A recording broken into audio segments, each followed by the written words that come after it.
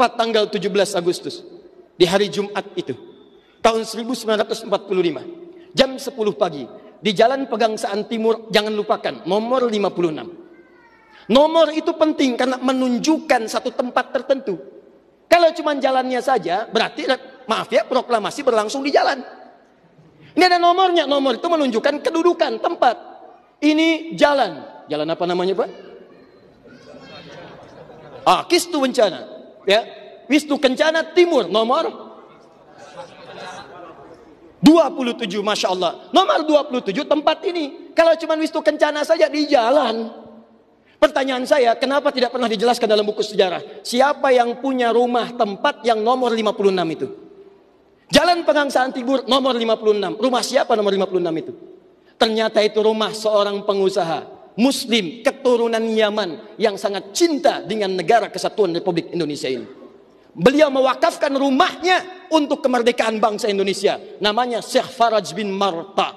Mewakafkan rumahnya untuk proklamasi kemerdekaan Republik Indonesia. Insinyur Soekarno datang ke situ dalam keadaan masih lemas, ada kemudian penyakit dalam tubuhnya, maka diberikan oleh beliau madu Yaman di malam harinya. Siang-siangnya sudah fresh, dalam keadaan yang baik, maka digelorakanlah kemudian di sampingnya ada Bung Hatta, proklamasi sampai dengan ujungnya. Teman-teman, proklamasi 17 Agustus tahun 1945 itu memiliki saham yang kuat dari pertemuan-pertemuan dan perjuangan para ulama. Karena itulah teriakan takbir yang digelorakan oleh Bung Tomo dari Surabaya itu. Allahu Akbar, Allahu Akbar. Terjemahan takbir itu kalau diterjemahkan dalam bahasa Indonesia adalah Allah yang maha besar, Allah yang maha kuasa. Kalimat Allah yang maha kuasa itu Negara Kesatuan Republik Indonesia mengapresiasi dan menanamkan dalam undang-undangnya. Baca pembukaan Undang-Undang Dasar. Atas berkat rahmat Allah yang maha kuasa. Kalimatnya Allah, tidak ada yang lain lagi. Atas berkat rahmat Allah yang maha kuasa dan dengan didorongkan oleh keinginan luhur. Jadi keinginan luhur itu diletakkan di akhir setelah Allah yang maha kuasa. Karena dari dulu itu memang punya keinginan luhur, pengen merdeka, tapi belum dapat. Siapa kemudian yang mempercepat keinginan luhur itu? Allah yang maha kuasa. Atas berkat rahmat Allah yang maha kuasa dan dengan didorongkan oleh keinginan luhur, maka rakyat Indonesia menyatakan dengan ini kemerdekaannya. Dari situ kemudian jadikan sebagai sila dari 5 dasar sila ketuhanan itu. Ketuhanan yang Maha Esa, sila yang pertama. Siapa ketuhanan yang Maha Esa itu? Dalam pengertian kita, Esa artinya Ahad. Qul huwallahu ahad. Ditafsirkan kemudian dengan perlindungan dari negara, pasal 29. Ayat 1 untuk dasar negaranya. Negara berdasar atas ketuhanan yang Maha Esa. Karena itu kalau di bumi Indonesia ini ada orang-orang yang anti Tuhan, ada orang-orang yang menolak ketuhanan, sesungguhnya dia sedang melanggar undang-undang.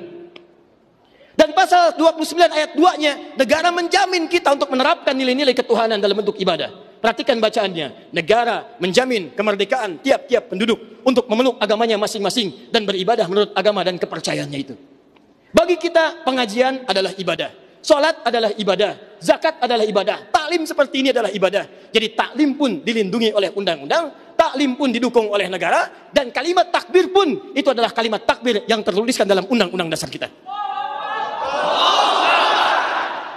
Jadi kalau ada anak bangsa yang anti dengan kalimat takbir, itu artinya anak bangsa yang tidak mengenal perjuangan nenek moyang kita yang telah mewujudkan negara kesatuan Republik Indonesia.